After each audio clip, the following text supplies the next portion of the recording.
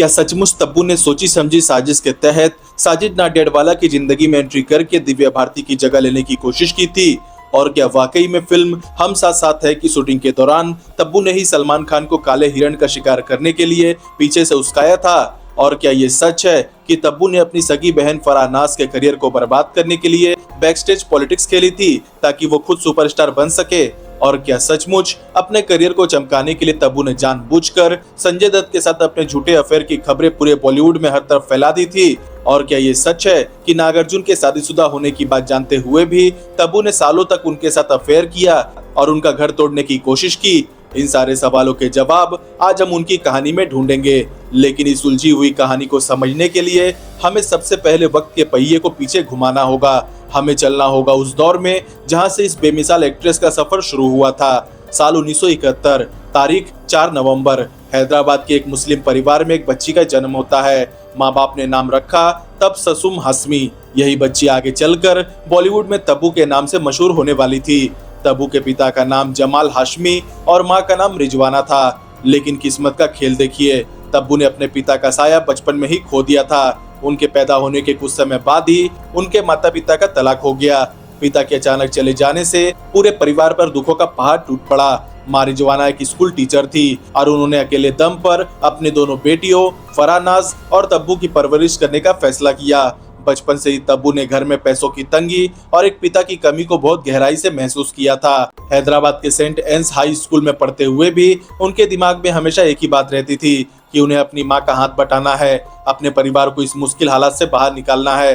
तब्बू की बड़ी बहन फराह नाज स्वभाव से बहुत ही ज्यादा बोल्ड और महत्वाकांक्षी थी। फराह ने बहुत कम उम्र से ही ग्लैमर की दुनिया में कदम रख दिया था और वो मुंबई आ गई। फराह को देखकर तब्बू के मन में भी फिल्मों को लेकर एक कौतूहल जगा, लेकिन तब्बू स्वभाव से बेहद शांत, शर्मीली और इंट्रोवर्ट थी। उन्हें लाइमलाइट से डर लगता था। लेकिन जब परिवार की आर्थिक स्थिति को सुधारने की बात आई तो तब्बू ने अपने इस डर को पीछे छोड़ने का फैसला किया।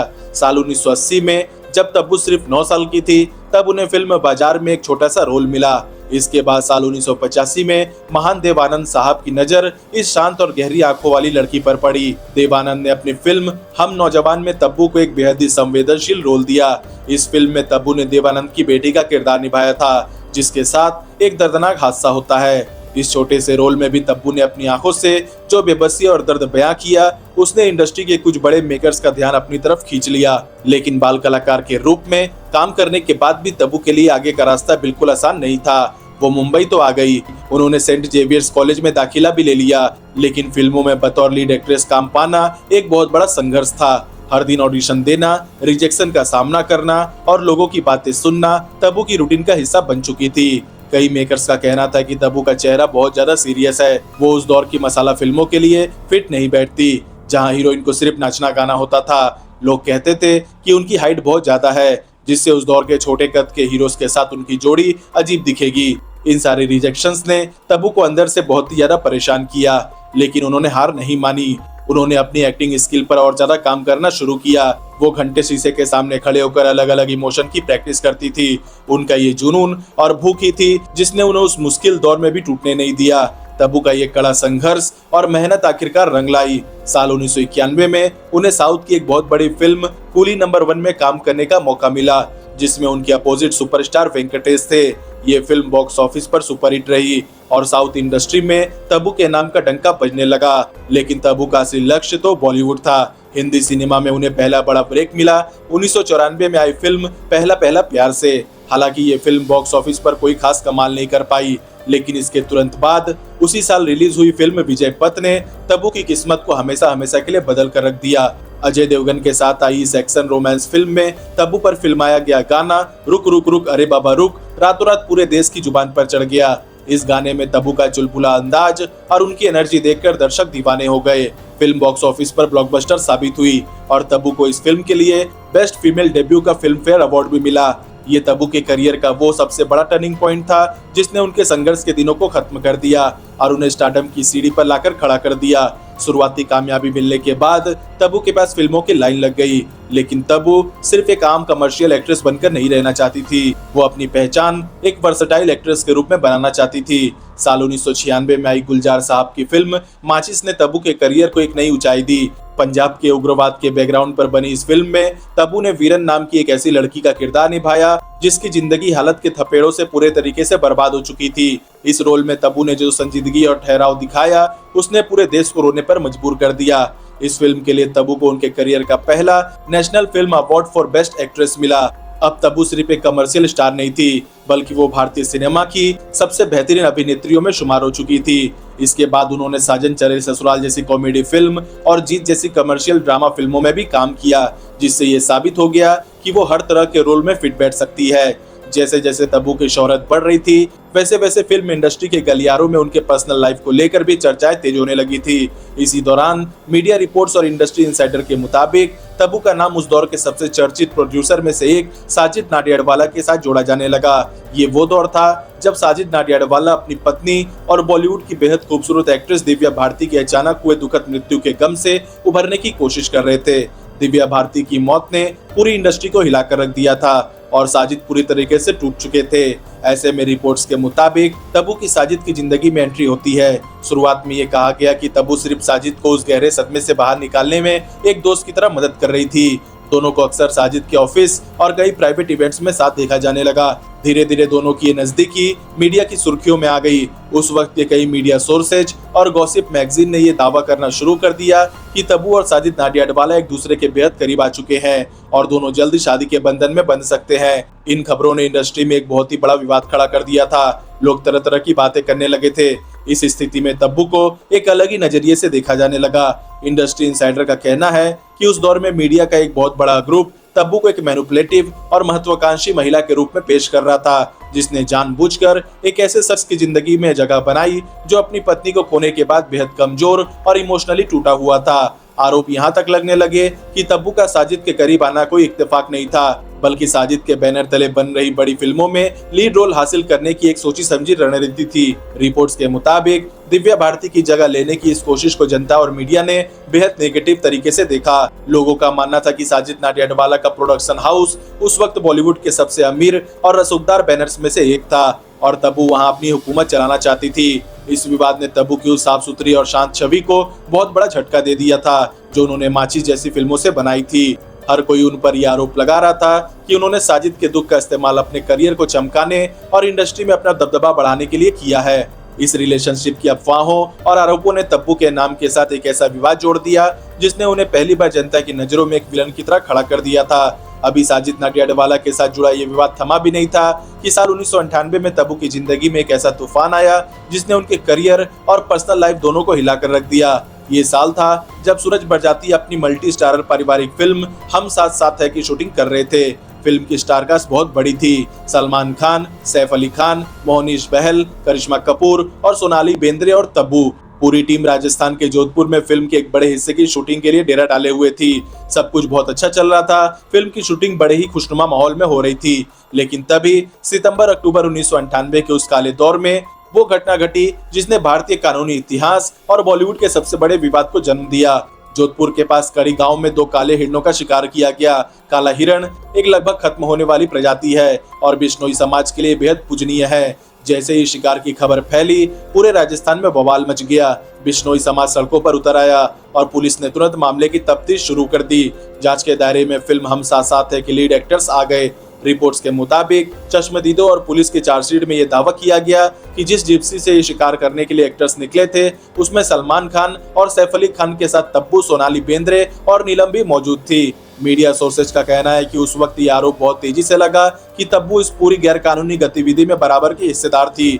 इंडस्ट्री इनसाइडर और उस वक्त की खबरों के मुताबिक तब्बू पर यह गंभीर आरोप लगाया गया कि उन्होंने न सिर्फ सलमान और सैफ को उस शिकार के लिए उस्काया, बल्कि जब वो हिरण तड़प रहे थे तब उन्होंने पुलिस या वन विभाग को इन्फॉर्म करने के बजाय उस मामले को दबाने की कोशिश की। कोर्ट के चक्कर, पुलिस की पूछताछ और मीडिया का तीखा ट्रायल शुरू हो चुका था।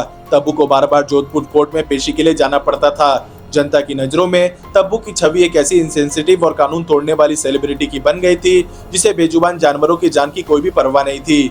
हेडलाइन में तब्बू का नाम सलमान खान के साथ जोड़कर इस तरीके से पेश किया जा रहा था जैसे वो इस पूरे वाइल्ड लाइफ क्राइम सिंडिकेट की एक मेन साजिश करता हो। इस केस ने तब्बू के करियर की रफ्तार को बहुत धीमा कर दिया। कई बड़े ब्रांड्स और मेकर्स उनसे दूरी बनाने लगे थे क्योंकि वाइल्ड लाइफ क्रूरता का ये दाग बेहद गहरा था। कोर्ट रूम के बाहर जब भी तब्बू मीडिया के कैमरों का सामना करती थी तो उनके चेहरे पर एक अजीब सा तनाव साफ देखा जा सकता था, जिसे मीडिया ने उनके गिल्ट के रूप में प्रोजेक्ट किया। इस बड़े कानूनी विवाद के बीच ही तब्बू की पर्सनल लाइफ और उनके अपने परिवार के भीतर से एक और बड़े विवाद ने जन्म लिया। ये विवाद था तब्बू और उनकी सगी बड़ी बहन फराह नाज के रिश्ते से। जैसा कि मैंने पहले ही बताया, फराह नाज ने तब्बू से पहले बॉलीवुड में कदम रखा था और 80 के दशक के आखिरी और 90 के दशक के शुरुआती सालों में वो एक बेहद ही पॉपुलर एक्ट्रेस थी। उन्होंने ऋषि कपूर, राजेश खन्ना और संजय दत्त जैसे बड़े स्टार्स के साथ काम किया था। लेकिन 90 के दशक के मिड तक आते आते फराह का करियर ढलान पर जाने लगा और ठीक उसी समय तब्बू का ग्राफ बहुत तेजी से ऊपर उठ रहा था। इंडस्ट्री इंसाइडर और उस दौर की फिल्मी मैगजीन के मुताबिक दोनों बहनों के बीच काम और स्टारडम को लेकर एक बहुत ही बड़ी राइवलरी शुरू हो चुकी थी। रिपोर्ट्स के मुताबिक यह आरोप लगाया गया कि तब्बू ने अपनी बहन फराह नाज के करियर को पूरे तरीके से खत्म करने के लिए बैकस्टेज पॉलिटिक्स का सहारा लिया। कहा जाता है कि तब्बू ने कई बड़े डायरेक्टर्स और प्रोड्यूसर के सामने ये शर्त रखनी शुरू कर दी थी कि अगर वो उनकी फिल्म में काम करेंगी तो उस फिल्म या उनके बैनर की किसी भी दूसरी फिल्म में फराह नाज को कास्ट नहीं किया जाएगा। इतना ही नहीं, मीडिया सोर्सेस का दावा है कि फराह नाज के पर्सनल रिश्तों और उनकी शादीशुदा जिंदगी में जो भी परेशानियां आ रही थी उसके पीछे भी तब्बू का ही हाथ बताया गया। आरोप ये थे कि तब्बू अपनी बहन की कामयाबी और उनके बोल्ड अंदाज से जलती थी और वो खुद को हाशमी परिवार की इकलौती और सबसे बड़ी स्टार साबित करना चाहती थी।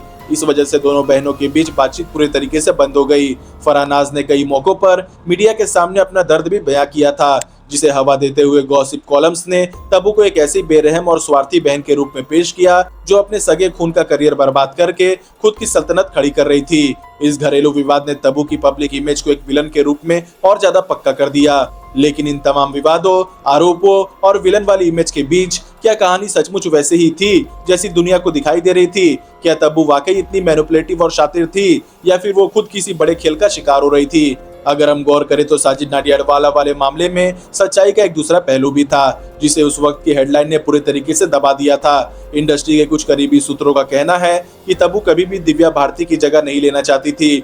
हकीकत तो ये थी कि दिव्या भारती के अचानक चले जाने से साजिद नाडियाडवाला पूरे तरीके से डिप्रेशन में चले गए थे और वो खुद को नुकसान पहुंचाने की कोशिश भी करने वाले थे। तब्बू जो स्वभाव से बेहद सेंसिटिव और मददगार थी, उन्होंने सिर्फ एक इंसानियत के नाते और अपनी पुरानी दोस्ती की खातिर साजिद का साथ दिया था। तब्बू खुद उस वक्त अपने करियर के बेहतरीन फेज में थी, उन्हें किसी प्रोड्यूसर के सहारे की जरूरत नहीं थी। लेकिन मीडिया ने एक लड़की की हमदर्दी और दोस्ती को एक गंदा मोड़ दे दिया। साजिद नाडियाडवाला के परिवार के कुछ लोगों ने बाद में ये भी माना था कि अगर उस मुश्किल वक्त में तब्बू एक मजबूत पिलर की तरह खड़ी नहीं होती तो शायद साजिद नाडियाडवाला उस सदमे से कभी बाहर नहीं आ पाते। लेकिन तब्बू को इसका इनाम क्या मिला? समाज ने उन्हें होम ब्रेकर और अवसरवादी का टैग दे दिया, जबकि वो सिर्फ एक टूटे हुए इंसान को सहारा दे रही थी। ठीक इसी तरह अगर हम जोधपुर के उस कुख्यात काले हिरण शिकार वाले मामले के तह में जाएं, तो वहां भी तब्बू के साथ जो हुआ वो किसी नाइंसाफी से कम नहीं था। कानूनी दस्तावेजों और बाद में कोर्ट के आए फैसलों पर अगर हम नजर डालें तो ये साफ हो जाता है कि तब्बू का उस शिकार से कोई भी सीधा लेना देना नहीं था। वो सिर्फ उस गाड़ी में एक पैसेंजर की तरह बैठी थी। गाड़ी कौन चला रहा था, बंदूक किसके हाथ में थी और गोली किसने चलाई, ये सब जग जाहिर था। तब्बू के पास न तो कोई हथियार था और न ही उन्हें इस बात का अंदाजा था कि फिल्म के कुछ को स्टार्स देर रात इस तरह के किसी गैरकानूनी काम को अंजाम देने वाले हैं। लेकिन जब ये मामला पुलिस केस बना तो मीडिया को इस केस को और ज्यादा सनसनीखेज बनाने के लिए बड़े नामों की जरूरत थी। सलमान खान के साथ तब्बू जैसी नेशनल अवार्ड विनिंग एक्ट्रेस का नाम जोड़ने से टीआरपी और अखबारों की बिक्री बढ़ रही थी। तब्बू को बिना किसी ठोस सबूत के सालों तक कोर्ट के चक्कर काटने पड़े। हर पेशी पर उन्हें अपराधियों की तरह मीडिया के कैमरों और तीखे सवालों का सामना करना पड़ता था। उस दौर में तब्बू ने जो मानसिक प्रताड़ना झेली उसकी कल्पना भी नहीं की जा सकती। वो अंदर से पूरे तरीके से टूट चुकी थी, क्योंकि जिस अपराध को उन्होंने किया ही नहीं था उसकी सजा उनका करियर और उनकी मानसिक शांति भुगत रही थी। सालों बाद कोर्ट ने उन्हें इस मामले में बाइज्जत बरी भी कर दिया, लेकिन तब तक मीडिया ट्रायल ने उनकी छवि को जो नुकसान पहुंचाना था वो पहुंचा दिया था। और जहां तक बात आती है उनकी बहन फराह नाज के साथ उनके रिश्तों की, तो वहां भी कहानी को बेहद तोड़ मरोड़ कर पेश किया गया था। हकीकत ये थी कि फरहान नाज का स्वभाव बेहद ही गुस्से वाला था, जिसके कारण वो खुद इंडस्ट्री के कई बड़े लोगों से झगड़ा कर चुकी थी। फराह का करियर उनके अपने फैसलों और उनके आक्रामक स्वभाव की वजह से नीचे जा रहा था, न कि तब्बू की किसी पॉलिटिक्स की वजह से। तब्बू ने हमेशा अपनी बहन का सम्मान किया था और मुश्किल वक्त में उनकी आर्थिक मदद भी की थी, लेकिन मीडिया ने दो बहनों के बीच के सामान्य मनमुटाव को एक बड़ी साजिश की तरह पेश किया। तब्बू इन सब पर हमेशा खामोश रही, क्योंकि वो अपने परिवार की बातों को सरेआम उछालना नहीं चाहती थी, लेकिन उनकी इसी खामोशी को दुनिया ने उनका गुनाह मान लिया। इन सारे बड़े विवादों और मानसिक तनाव के बीच भी तब्बू ने कभी अपनी कला से समझौता नहीं किया। साल 1999 में आई फिल्म हुतुतु और साल 2000 में आई मधुर भंडारकर की फिल्म चांदनी बार ने यह साबित कर दिया कि तब्बू एक ऐसी मिट्टी की बनी है जो मुश्किलों से डरकर पीछे नहीं हटती। चांदनी बार में एक बार डांसर मुमताज का किरदार निभाकर तब्बू ने एक्टिंग की एक नई परिभाषा लिख दी। एक बेबस माँ, एक बार डांसर और समाज के सबसे निचले तबके की महिला के दर्द को उन्होंने जिस शिद्दत से पर्दे पर जिया, उसने देखने वालों के रोंगटे खड़े कर दिए। इस बेहतरीन परफॉर्मेंस के लिए तब्बू को उनके करियर का दूसरा national film award for best actress मिला। ये इस बात का करारा जवाब था कि चाहे उनकी पर्सनल लाइफ पर कितने भी कीचड़ उछाले जाए, लेकिन उनके टैलेंट को कोई छू भी नहीं सकता। लेकिन किस्मत का खेल देखिए, जैसे ही तब्बू की जिंदगी में ये ठहराव और कामयाबी दोबारा लौट रही थी, वैसे ही उनके करियर के शुरुआती दिनों का एक ऐसा विवाद दोबारा सिर उठाने लगा, जिसने उनके नाम के साथ एक नया बवंडर खड़ा कर दिया।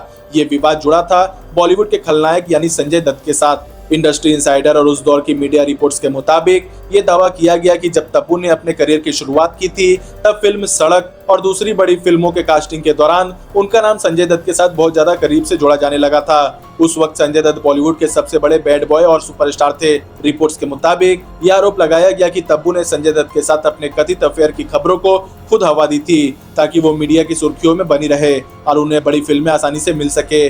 गॉसिप मैगजीन ने लिखना शुरू कर दिया था कि तब्बू जानबूझकर संजय दत्त के उस रफ एंड टफ और विवादित स्टारडम का इस्तेमाल एक सीढ़ी की तरह कर रही है। कहा गया कि इस कथित पीआर स्टंट की वजह से संजय दत्त की पर्सनल लाइफ, जो पहले से ही कई कानूनी और पारिवारिक समस्याओं से जूझ रहे थे, एक और बड़ी उलझन खड़ी हो गई थी। हालांकि इस पूरे मामले में कभी कोई ठोस सच्चाई सामने नहीं आई, लेकिन मीडिया ने तब्बू को एक ऐसी महत्वाकांक्षी न्यूकमर के रूप में प्रोजेक्ट कर दिया जो अपना नाम बड़े स्टार्स के साथ जोड़कर रातों रात शोहरत पाना चाहती थी। इस संजय दत्त वाले विवाद के बाद तब्बू के करियर में एक और बड़ा झटका लगा, जो इस बार किसी अफेयर से नहीं, बल्कि बॉलीवुड के सबसे रसूखदार प्रोड्यूसर में से एक बोनी कपूर के साथ हुए बड़े मनमुटाव से जुड़ा था। ये बात है 90 के दशक के उस दौर की, जब बोनी कपूर अपने बैनर तले उस वक्त की सबसे महंगी फिल्म रूप की रानी चोरों का राजा बना रहे थे। इस फिल्म में अनिल कपूर और श्रीदेवी मुख्य भूमिका में थे। इसी दौरान बोनी कपूर ने तब्बू को भी अपने प्रोडक्शन की एक और बड़ी फिल्म प्रेम के लिए साइन किया था, जिसे तब्बू को लॉन्च किया जाना था। इस फिल्म में बोनी कपूर के छोटे भाई संजय कपूर हीरो थे। फिल्म प्रेम को बनने में कई साल लग गए और ये बुरे तरीके से डिले होती चली गई। इंडस्ट्री इंसाइडर और रिपोर्ट्स के मुताबिक इस दौरान तब्बू को यह महसूस होने लगा कि बोनी कपूर जानबूझकर उन्हें साइडलाइन कर रहे हैं और उनका इस्तेमाल सिर्फ अपने भाई संजय कपूर को एक बड़ा ब्रेक देने के लिए एक मोहरे की तरह कर रहे हैं। आरोप ये लगे कि बोनी कपूर ने तब्बू के करियर के कीमती साल बर्बाद कर दिए और उन्हें किसी दूसरी फिल्म को साइन करने की इजाजत भी नहीं थी, जिससे तब्बू का पूरा करियर खत्म होने की कगार पर पहुंच गया था। इस बात को लेकर तब्बू और बोनी कपूर के बीच बहुत बड़ा झगड़ा हुआ। मीडिया सोर्सेज का कहना है कि तब्बू ने बोनी कपूर पर उनके साथ धोखा करने और उनके करियर के साथ खिलवाड़ करने के खुले आरोप लगाए थे, जिसने कपूर खानदान और तब्बू के बीच एक लंबी दुश्मनी की दीवार खड़ी कर दी थी। इन तमाम उतार चढ़ाव और बॉलीवुड के कड़वे अनुभवों के बाद तब्बू ने एक बार फिर साउथ सिनेमा का रुख किया और यहीं पर उनकी मुलाकात हुई तेलुगु सिनेमा के किंग यानी सुपरस्टार अक्किनेनी नागार्जुन से। ये मुलाकात सिर्फ एक प्रोफेशनल एसोसिएशन नहीं थी, बल्कि ये शुरुआत थी उस दौर की जो तब्बू की जिंदगी की सबसे खूबसूरत और उतनी ही दर्दनाक दास्तां बनने वाली थी। नागार्जुन और तब्बू ने फिल्म निन्ने पेलादाता और अवीडा मा अवीडे जैसी कई सुपरहिट फिल्मों में काम किया। दोनों की ऑन स्क्रीन केमिस्ट्री ने दर्शकों को दीवाना बना दिया था, लेकिन जल्दी ये केमिस्ट्री ऑफ स्क्रीन भी नजर आने लगी। नागार्जुन पहले से शादीशुदा थे। उनकी पत्नी अमला अक्किनेनी भी फिल्म इंडस्ट्री का एक जाना माना नाम थी। रिपोर्ट्स और इंडस्ट्री इंसाइडर के मुताबिक नागार्जुन और तब्बू एक दूसरे के प्यार में इस कदर गिरफ्तार हो चुके थे कि दोनों का ये रिश्ता सालों तक चला। तब्बू ने नागार्जुन के लिए हैदराबाद में एक घर भी ले लिया था और वो अपना ज्यादातर वक्त वहीं पर बिताती थी। इस रिश्ते को लेकर मीडिया ने तब्बू पर चौतरफा हमले करना शुरू कर दिए। समाज और गॉसिप कॉलम्स ने उनकी इस गहरे और पवित्र रिश्ते को सिर्फ एक नाजायज अफेयर और दूसरे के घर को तोड़ने की कोशिश करने का नाम दिया। तब्बू पर यह आरोप लगने लगे कि वो अमला की हंसती खेलती गृहस्थी को तबाह करना चाहती है और नागार्जुन पर शादी का दबाव बनाना चाह रही है।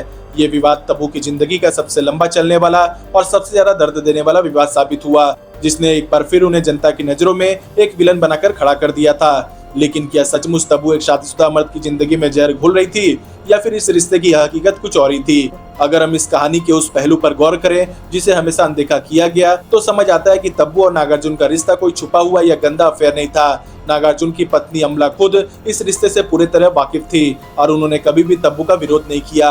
हकीकत तो ये थी कि नागार्जुन और तब्बू के बीच एक ऐसी रूहानी और गहरा लगाव था जो शादी और सामाजिक बंधनों के दायरों से बहुत ऊपर था। नागार्जुन ने खुद के इंटरव्यू में माना था कि तब्बू उनकी जिंदगी की सबसे अजीज दोस्त और एक ऐसी इंसान है जिनके बिना वो अपनी लाइफ की कल्पना भी नहीं कर सकते।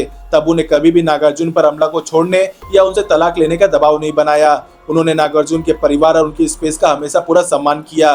लेकिन इस समाज ने, जो हर रिश्ते को सिर्फ वैध और अवैध के चश्मे से देखता है, तब्बू को एक दूसरी औरत का टैग देकर उनका जीना मुहाल कर दिया।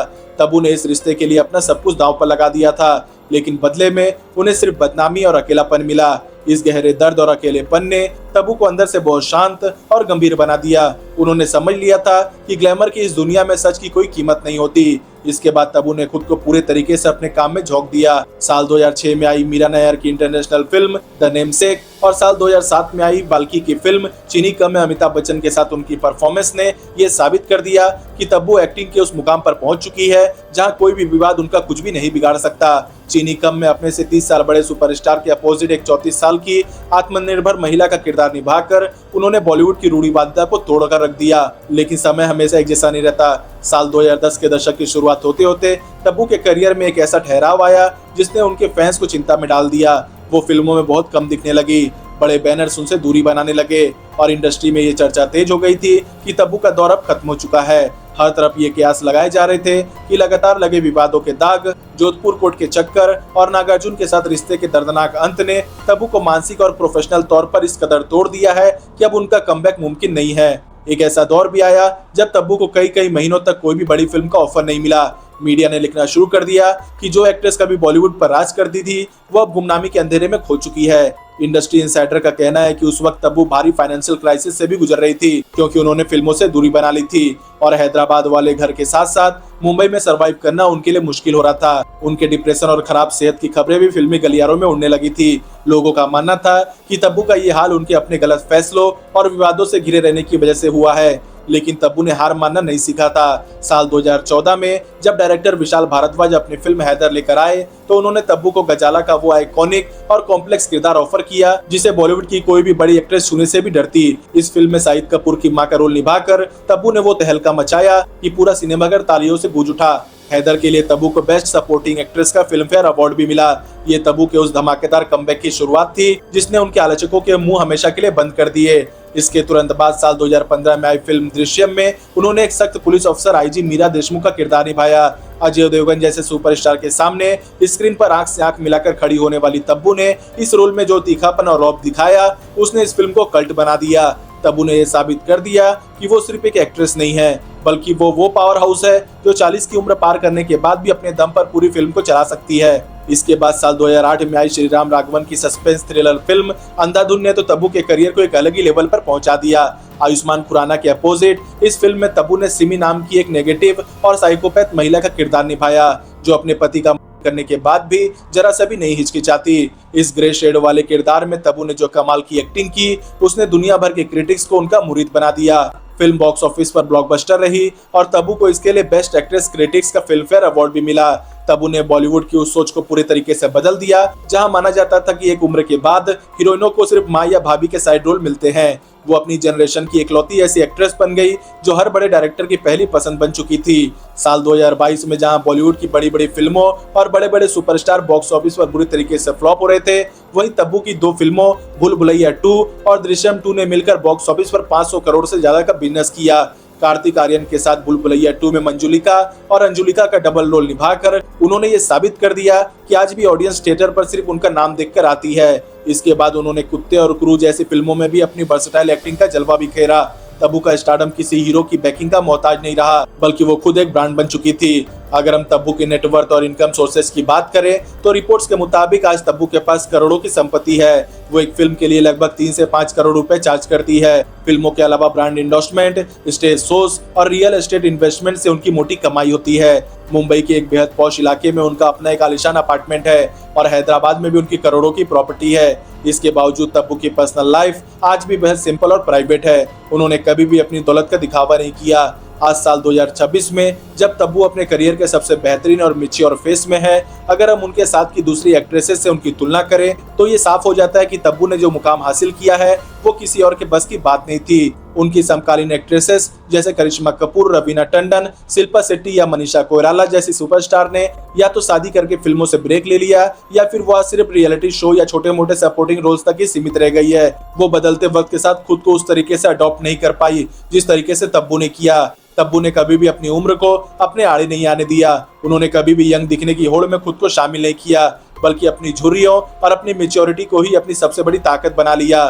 तो दोस्तों, अब वक्त आ गया इस पूरी कहानी को एक अलग नजरिए से देखने का। जब हम तब्बू की जिंदगी के इन तमाम विवादों, उनके अफेयर की खबरों, उनके कानूनी केसेस और उनके अकेलेपन को दोबारा बारीकी से री एग्जामिन करते हैं तो मीडिया और समाज का वो दोहरा और क्रूर चेहरा सामने आता है जो किसी भी आजाद और कामयाब औरत को बर्दाश्त नहीं कर पाता। सालों तक मीडिया ने तब्बू को एक होम ब्रेकर और एक सेल्फिश औरत के रूप में पेश किया, लेकिन अगर हम टाइमलाइन के गैप्स और विरोधाभासों को देखें तो समझ आता है कि तब्बू असल में एक बेहद ही सॉफ्ट टारगेट थी। साजिद नाडियाडवाला से लेकर नागार्जुन तक हर रिश्ते में तब्बू ने सिर्फ सच्चा प्यार और वफादारी दी, लेकिन समाज ने हमेशा उंगली सिर्फ एक अकेली औरत पर उठाई। नागार्जुन पहले से शादीशुदा थे, लेकिन समाज ने उन्हें कभी कटघरे में खड़ा नहीं किया। सारा दोष तब्बू के सर पर मर दिया।